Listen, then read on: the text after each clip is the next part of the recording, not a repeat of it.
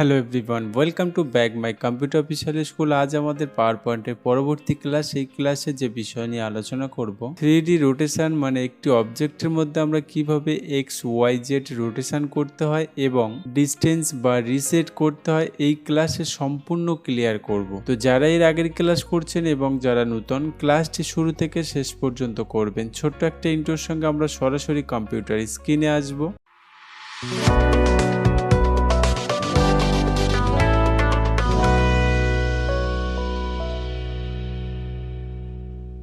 আমরা ইতিমধ্যে কম্পিউটার স্ক্রিনে চলে এসেছি। আমরা এর সঙ্গে পাওয়ার পয়েন্ট সফটওয়্যারটা খুলে নেব। আপনারা অবশ্যই পাওয়ার পয়েন্ট সফটওয়্যারটা খুলে নেবেন এবং যে অবজেক্টগুলি নিয়ে আমরা 3D রোটেশন করব অবশ্যই তাকে নিয়ে নিতে হবে। যেমন আমি নিয়ে নিলাম একটি পিকচার এবং একটি টেক্সট। ওকে, আপনারা অবশ্যই নিয়ে নেবেন আপনাদের ইচ্ছে মতো অবজেক্ট। আমি আশা করব পিকচার এবং ইনসার্ট কিভাবে নিতে হয় এগুলি আপনাদের দেখাতে হবে না, আমি এর আগের ক্লাসে আপনাদেরকে ক্লিয়ার করে রেখেছি। তো সবার আগে আমরা 3D রোটেশন যাকে করব তাকে আমরা সিলেক্ট করে নেব, মানে আমরা যে টেক্সটটা লিখেছি এই টেক্সটটা এবং ইমেজটা একসঙ্গে সিলেক্ট করব। এই জন্য আমাদেরকে প্রথমে একটি অবজেক্টকে সিলেক্ট করে নিতে হবে, মানে এই যে লেখাটা আছে এই টেক্সটটা আমরা সিলেক্ট করে রেখেছি, এর সঙ্গে যদি আমরা ইমেজটা সিলেক্ট করতে চাই এজন্য কিন্তু আমাদের কিবোর্ড থেকে কন্ট্রোল প্রেস করে তাকে ক্লিক করতে হবে। অ্যান্ড ক্লিক করার সঙ্গে সঙ্গে আপনারা দেখতেই পাচ্ছেন আমাদের কিন্তু দুটো অবজেক্ট সিলেক্ট হয়ে আছে। এখন আমরা 3D রোটেশন অ্যাপ্লাই করার জন্য সরাসরি চলে যাব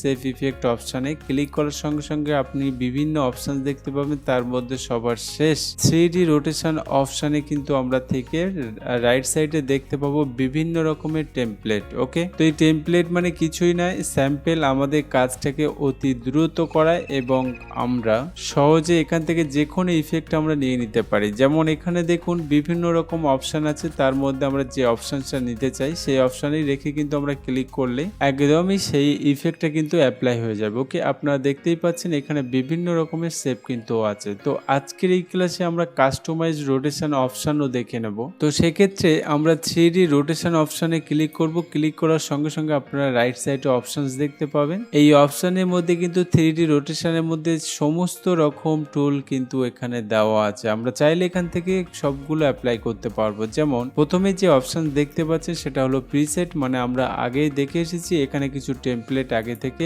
স্টাইল লুক নিয়ে ইফেক্ট থাকে, আমরা চাইলে কিন্তু এখান থেকে অ্যাপ্লাই করতে পারি। ওকে, আজ আমরা কোনো স্টাইল ইফেক্ট এখান থেকে নেব না, আমরা সরাসরি এখানে তৈরি করব। ওকে, কাস্টমাইজ করব। ওকে, এখন দেখুন আমাদের 2 নম্বরে পড়ছে কিন্তু এক্স রোটেশন, আর এই এক্স রোটেশনটাকে আপনাকে বুঝতে হবে। ওকে, এক্স রোটেশনের কাজ হলো আপনি যে ইমেজ এবং টেক্সটটা লিখেছেন সেই টেক্সটের উপরেই যদি দুই সাইড থেকে কমাতে চান, মানে লেফট এবং রাইট সাইড থেকে যদি কমাতে চান তাহলে কিন্তু এক্স রোটেশনে কাজ করতে পারবেন। ওকে, কিভাবে কাজ করতে হয় দেখুন, আমরা চাইলে এখান থেকে নাম্বার দিয়ে এন্টার করতে পারি এবং চাইলে আপনি এখান থেকে কিন্তু বাটন আছে, বাটন দিয়েও কিন্তু কাজ করতে পারেন। লেফট রাইট বাটন আছে, আমরা যে কোনো ইউজ করতে পারি লেফট রাইট থেকে। ওকে, অ্যান্ড প্রথমে লেফট রাইট বাটনটা আমরা ক্লিক করছি, দেখুন আমাদের দুই সাইড থেকে কিন্তু কমে যাচ্ছে। ওকে, যে কোনো অবজেক্টের দুই সাইড থেকে কমানোর জন্য, মানে উইথ অনুযায়ী কমানোর জন্য আমরা কিন্তু এক্স রোটেশন ব্যবহার করে থাকি। তো যেমন কমে গেছে, আমরা এখন বাড়াতে চাইলে আমাদের কিন্তু রাইট বাটনটা প্রেস করতে হবে। এই রাইট বাটন প্রেস করলে কিন্তু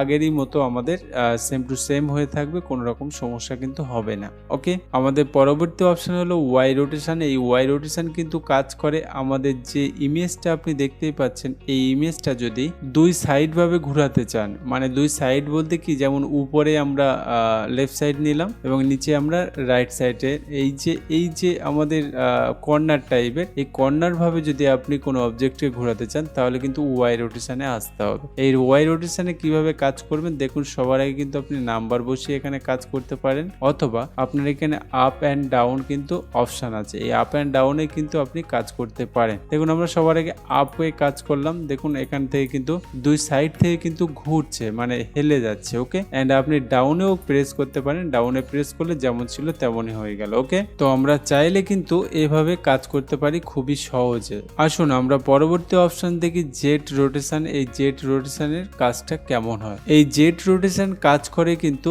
টোটালটাকে ঘোরানো, মানে পুরোপুরি 360 ডিগ্রিতে ঘোরানোর জন্য। যেমন আমরা লেফট থেকে রাইটের দিকে ঘোরাতে পারি, রাইট থেকে লেফটের দিকে ঘোরাতে পারি। তো এই জন্য কিন্তু আমরা জেট রোটেশনে আসবো। অ্যান্ড জেট রোটেশনে আসার পরে আপনি এখানে নাম্বার দিতে পারেন, অথবা এখানে বাটন দেওয়া আছে, এই বাটন কিন্তু আপনি প্রেস করতে পারেন। ওকে, অ্যান্ড প্রেস করার সঙ্গে সঙ্গে দেখুন আমাদের কিন্তু ঘুরে যাচ্ছে, তাই না? তো এইভাবে কিন্তু আমরা আবার রাইট থেকে লেফটে আনতে পারি বা লেফট থেকে রাইটেও আনতে পারি। ওকে, তো এইভাবে কিন্তু আমরা প্রত্যেকটা অবজেক্টকে আমরা ইচ্ছে মতো ঘুরিয়ে নিতে পারি। ওকে, আসুন পরবর্তী অপশন আমাদের ছিল প্রেস ব্যাকটিক। এটা কিন্তু কাজ করে না বেসিক্যালি, আপনাদের যে জায়গায় কাজ করবে আমি অবশ্যই দেখিয়ে দেব।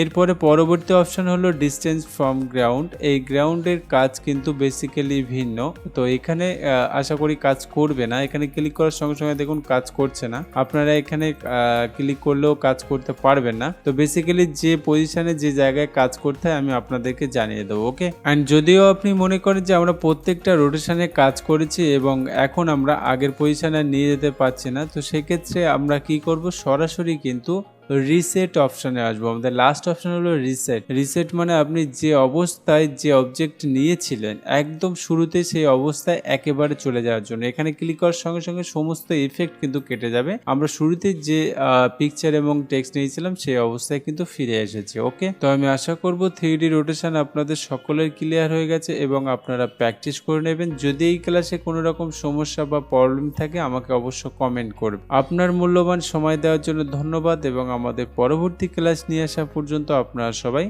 ভালো থাকবেন।